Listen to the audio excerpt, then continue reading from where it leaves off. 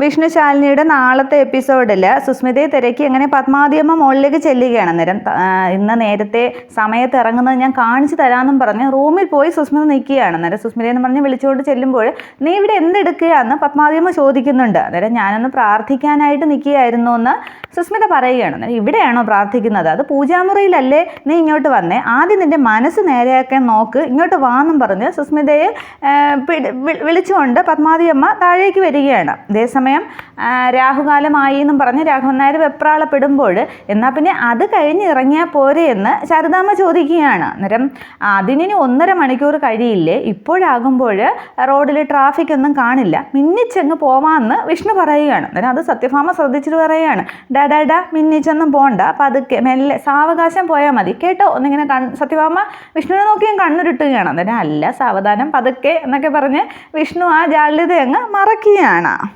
അതേസമയം സത്യഭാമ സുസ്മിതയെ ന്യായീകരിക്കുകയാണ്. അവളെ വഴക്കൊന്നും പറയണ്ട രാഘവേട്ട, അവൾ താമസിപ്പിക്കുന്നതായിരിക്കുന്നില്ല, മനഃപൂർവ്വമല്ല എന്നൊക്കെ.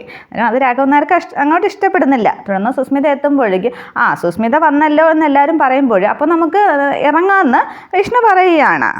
തുടർന്ന് ശാലിനി രാഘവൻ നായരോട് പോയിട്ട് വരട്ടെ എന്നൊക്കെ ചോദിക്കുമ്പോൾ പോകുന്നതൊക്കെ കൊള്ളാം, വരുമ്പോൾ ഈ പ്രതീക്ഷ ഇവിടെ ഉണ്ടാകാതിരുന്നാൽ മതിയായിരുന്നു എന്ന് ആ ശാലിനിയും രാഘവൻ നായരും തമ്മിലുള്ള സംസാരം കേട്ടിട്ട് സുസ്മിത മനസ്സിൽ കരുതുകയാണ്. തുടർന്ന് മോനെ സൂക്ഷിച്ചോളണേന്ന് രോഹിത്തിനോട് പത്മാവതി പറയുകയാണ്. അന്നേരം അച്ഛൻ കാവലുണ്ടാകും അമ്മയെന്ന് രോഹിത് തിരിച്ചു പറയുന്നുണ്ട്. ഇതൊന്നും സുസ്മിതയ്ക്ക് അങ്ങോട്ട് ഇഷ്ടപ്പെടുന്നില്ല.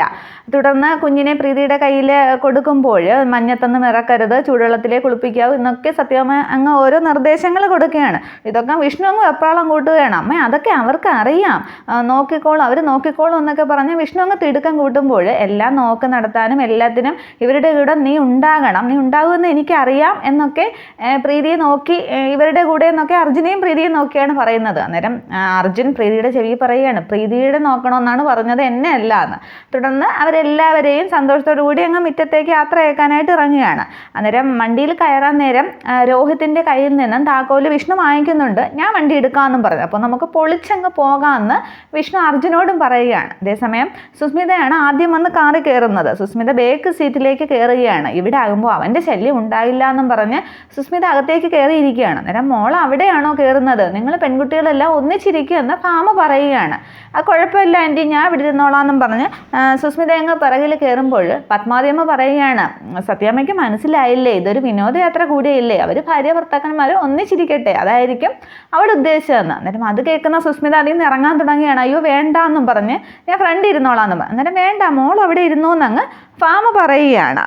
തുടർന്ന് മോളെ പ്രീതി കയറുമെന്ന് സത്യഭാമ പറയുമ്പോൾ പ്രീതി സെൻട്രലിലെ സീറ്റിലേക്ക് കുഞ്ഞിനെയും കൊണ്ട് കയറുകയാണ്. തുടർന്ന് അർജുൻ ആ സീറ്റിലേക്ക് പ്രീതിയുടെ അടുത്തേക്ക് ഓടി വന്ന് കയറുകയാണ്. അന്നേരം ശാലിനി കയറാൻ തുടങ്ങുമ്പോൾ അർജുനായിട്ട് അവിടെ ഇരുന്നോ, പ്രീതിയുടെ അടുത്ത് ഞാൻ ഇരിക്കുമായിരുന്നല്ലോ എന്നും പറഞ്ഞ് നിൽക്കുകയാണ്.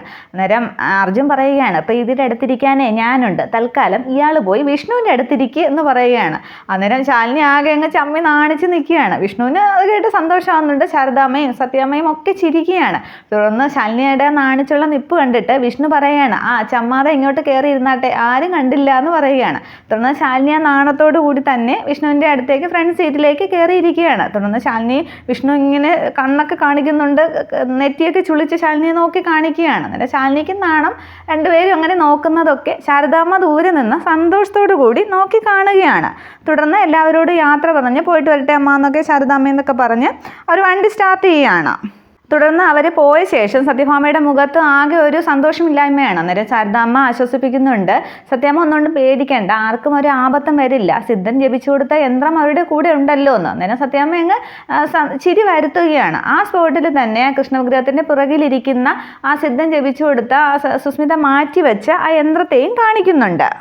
തുടർന്ന് എല്ലാവരും കൂടി കാറിൽ പോകുമ്പോൾ എല്ലാവരുടെയും മുഖം ആകെ ഒരു മൂഡ് ഔട്ട്. എല്ലാവരും ഒത്തിരി സന്തോഷത്തോടു കൂടി ഇരുന്നാട്ടെ, ഇതൊരു ഹണിമൂൺ ട്രിപ്പാണ് എന്നൊക്കെ അങ്ങ് വിഷ്ണു പറയുമ്പോൾ ശാലിനി അങ്ങ് വിഷ്ണുവിനെ നുള്ളുകയാണ്. ഒന്ന് ചുമ്മാ അരി വിഷ്ണു കേട്ടാന്നും പറഞ്ഞു. അന്നേരം വിഷ്ണു പറയണത് എൻ്റെ ദേഹത്ത് തുടല് എൻ്റെ കൺട്രോൾ പോകുമെന്ന്. അന്നേരം അർജുൻ കളിയാക്കുകയാണ്, ആഹാ ബെസ്റ്റ് എന്നിങ്ങനെ ആക്കുമ്പോൾ ശാലിനി അങ്ങ് നാണിച്ചിരിക്കുകയാണ്. തുടർന്ന് വിഷ്ണു പറയുന്നുണ്ട്, ഞാൻ വണ്ടി ഓടിക്കുന്ന കാര്യമാണ് പറഞ്ഞത്. എന്നിട്ട് ശാലിനിയോട് പറയുകയാണ്, ഇയാൾ ആദ്യം ഒരാളുടെ മനസ്സ് നന്നാക്കുന്നത്. അന്നേരം വീണ്ടും വിഷ്ണുവിനെ ശാലിനി അങ്ങ് നുള്ളുകയാണ്. തുടർന്ന് അർജുൻ പറയുന്നുണ്ട്, ദേ എന്ത് സന്തോഷമായിട്ടിരിക്കാനാണ്, ദേ ഇവിടെ ഒരാൾ ഇരിക്കുന്നത് കണ്ടോ, കണ്ടാൽ ആരെങ്കിലും മരിച്ചതുപോലെയാണ് ഇരിക്കുന്നത് എന്നും പറഞ്ഞ് പ്രീതിയെ ചൂണ്ടി കാണിക്കുകയാണ്. പ്രീതി ആകെ ഒരു സങ്കടാവസ്ഥയിലാണ്. അന്നേരം ആര്, പ്രീതിയോ, എന്താ പ്രീതി ഇങ്ങനെ ഇരിക്കുന്നത് എന്ന് പറഞ്ഞ് ശാലിനി അന്വേഷിക്കുകയാണ്. അന്നേരം പ്രീതി പറയുന്നുണ്ട്, എനിക്ക് മരിക്കാൻ പേടിയായിട്ടൊന്നുമല്ല, സിദ്ധൻ പറഞ്ഞ കാര്യങ്ങളൊക്കെ ഓർത്തിട്ട് ആകെ ടെൻഷനാണ്, അർജുനേട്ടനും കുഞ്ഞും ഒറ്റയ്ക്കാവും എന്നൊക്കെ പേടിച്ചാണ് എനിക്ക് സങ്കടം എന്നൊക്കെ പറയുമ്പോൾ ശാലിനി പ്രീതി ആശ്വസിപ്പിക്കുന്നുണ്ട്. തുടർന്ന് അർജുൻ പറയുന്നുണ്ട്, ഇതൊക്കെ ആലോചിച്ച് ഇന്നലെ രാത്രി എന്നെ ഉറങ്ങാനേ സമ്മതിച്ചിട്ടില്ല എന്നൊക്കെ പറയുമ്പോൾ ശാലിനി ആശ്വസിപ്പിക്കുമ്പോൾ പ്രീതി ഇത് ചിരി വരുത്താനൊക്കെ ശ്രമിക്കുകയാണ്. തുടർന്ന് ശാലിനി പറയുന്നുണ്ട്, സിദ്ധൻ ജപിച്ചു തന്ന യന്ത്രം പഞ്ചകൈലാസത്തിൽ നിക്ഷേപിക്കുന്നതോടുകൂടി എല്ലാ പരിഹാരമാകും, പിന്നെ ദോഷങ്ങളൊന്നുമില്ല, ഞാൻ പറയുന്നത് വിശ്വാസമില്ലേ പ്രീതിക്ക് എന്നൊക്കെ ചോദിക്കുമ്പോൾ അർജുൻ പറയുന്നുണ്ട്, സിദ്ധനെ തന്നെ എനിക്ക് വിശ്വാസമില്ല, പിന്നല്ലേ ഇതെന്നൊക്കെ. അന്നേരം അർജുനേട്ടനൊന്ന് ചുമ്മാ ഇരുന്നേന്നൊക്കെ അർജുനോടും ശാലിനി പറയുന്നുണ്ട്. അന്നേരം ഇവരുടെ ഈ സംസാരവും വിഷ്ണുവിൻ്റെയും ശാലിനിയുടെയും കളതമാശ പറച്ചിലും ഒന്നും ആ പിറകിലിരിക്കുന്ന സുസ്മിതയ്ക്ക് അങ്ങോട്ട് ഇഷ്ടപ്പെടുന്നില്ല. പക്ഷേ രോഹിത് അതൊക്കെ ആസ്വദിക്കുന്നുണ്ട്. പക്ഷേ സുസ്മിതയെ നോക്കുമ്പോൾ രോഹിത്തിൻ്റെ മുഖം അങ്ങ് ദേഷ്യമാവുകയാണ്. എന്നിട്ട് അവർ രൂക്ഷമായിട്ട് നോക്കിയിരിക്കുന്നതൊക്കെ കാണിക്കുന്നുണ്ട്.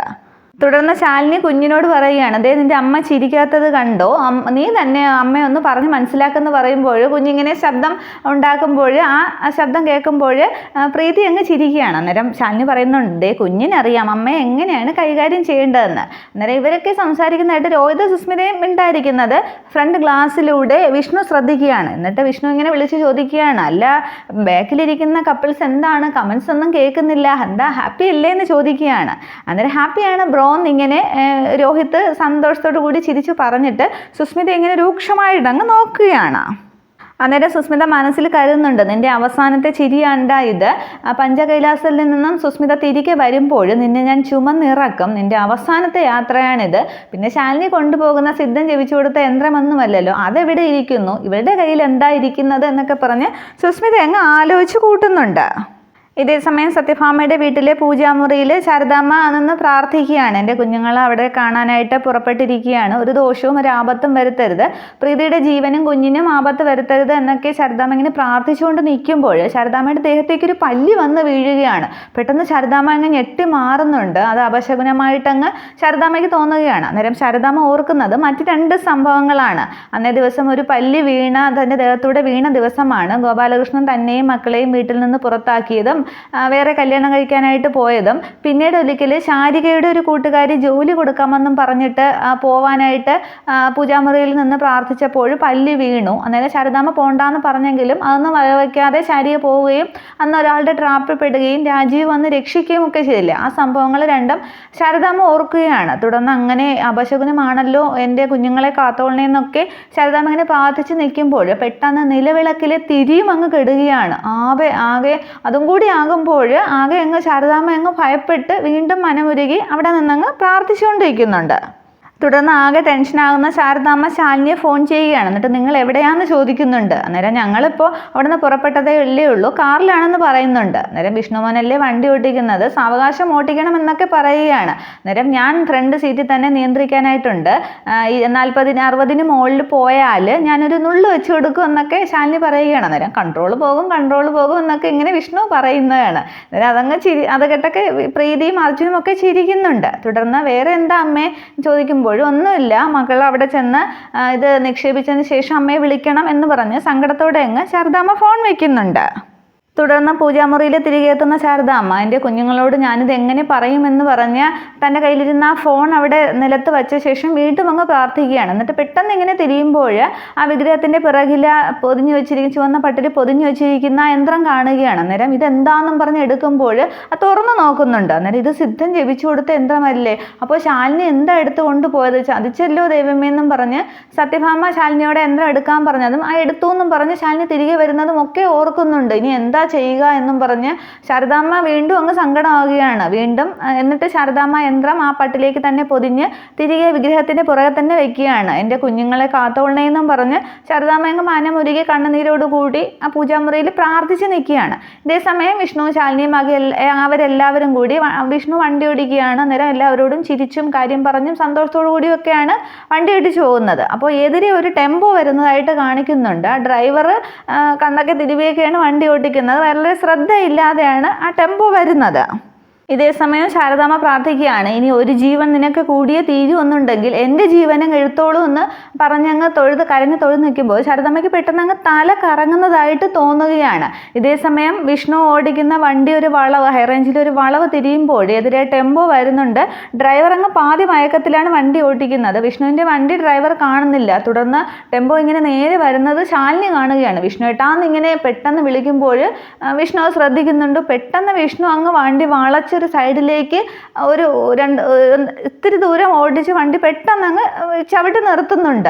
അതേസമയം വണ്ടിയിലിരുന്ന എല്ലാവരും അങ്ങ് കുലുങ്ങുകയാണ്. കുഞ്ഞൊക്കെ ആകെ നിലവിളിയാണ്. ബേക്കിലിരിക്കുന്ന രോഹിത്തും സുസ്മിതയും ഒക്കെ ഒന്ന് ഇടിച്ച് അങ്ങോട്ടും ഇങ്ങോട്ടും ഇടിച്ചൊക്കെയാണ് പെട്ടെന്ന് സീറ്റിലേക്ക് എത്തുന്നത്. അന്നേരം എവിടെ നോക്കിയാടാ വണ്ടി ഓടിക്കുന്നതെന്നും പറഞ്ഞ് വിഷ്ണു ഡ്രൈവറെ ചീത്ത വിളിക്കാനായിട്ട് ഇങ്ങനെ നോക്കുമ്പോഴേക്കും ഡ്രൈവർ പെട്ടെന്ന് വണ്ടി എടുത്ത് അങ്ങ് പോയി കഴിഞ്ഞിരുന്നു. ഇതേസമയം പൂജാമുറിയിൽ തലകറങ്ങി നിന്ന ശാരദാമ്മ അങ്ങ് ബോധം കെട്ട് നിലത്തേക്ക് വീഴുകയാണ്. തുടർന്നാണ് എല്ലാവരുടെയും ശ്വാസം നേരെ അങ്ങ് വീഴുന്നത്. എൻ്റെ നല്ല ജീവൻ അങ്ങ് പോയി എന്ന് ശാലിനി പറയുകയാണ്. അന്നേരം മോൾക്കൊന്നും പറ്റിയില്ലല്ലോ എന്നൊക്കെ അർജുൻ ചോദിക്കുന്നുണ്ട്. പക്ഷേ കുഞ്ഞാകെ ബഹളമാണ്. അന്നേരം സുസ്മിത കരുതുകയാണ്, പ്രീതിയുടെ ആ യന്ത്രം മാറ്റി വെച്ചിട്ട് ഇവളുടെ കൂടെ കാറിൽ കയറിയത് വലിയ അബദ്ധമായി പോയി. കാലൻ ഇവൾക്ക് ഇട്ട ആദ്യത്തെ കുരുക്കിൽ നിന്നും തലനാരിലേക്കാണ് രക്ഷപ്പെട്ടത്. ഇനി എന്തെങ്കിലും അപകടം ഉണ്ടാകുകയാണെങ്കിൽ എന്നെ വിഷ്ണുവേട്ടനെയും കാത്തോളണേ എന്നൊക്കെ വേക്കിലിരുന്ന് സുസ്മിത അങ്ങ് പ്രാർത്ഥിക്കുകയാണ്. തുടർന്ന് വിഷ്ണു സൂക്ഷിച്ച് വണ്ടി എടുക്കുമെന്ന് അർജുൻ പറയുകയാണ്. തുടർന്ന് തൊട്ട് കേട്ടൊക്കെ വിഷ്ണു അങ്ങ് വണ്ടി എടുക്കുകയാണ്. ശാലിനി പറയുന്നുണ്ട്, ആദ്യം അമ്പലത്തിലെത്തി യന്ത്രം സ്ഥാപിക്കാം, അതോടുകൂടി ദോഷങ്ങളെല്ലാം മാറും എന്ന് പറഞ്ഞ് അത് ശരിവെച്ച് വിഷ്ണു വീണ്ടും വണ്ടി എടുക്കുകയാണ്. ഇത്രയുമാണ് ഈ 1 മണിക്കൂർ എപ്പിസോഡിൻ്റെ 1ാം ഭാഗം. Okay, thank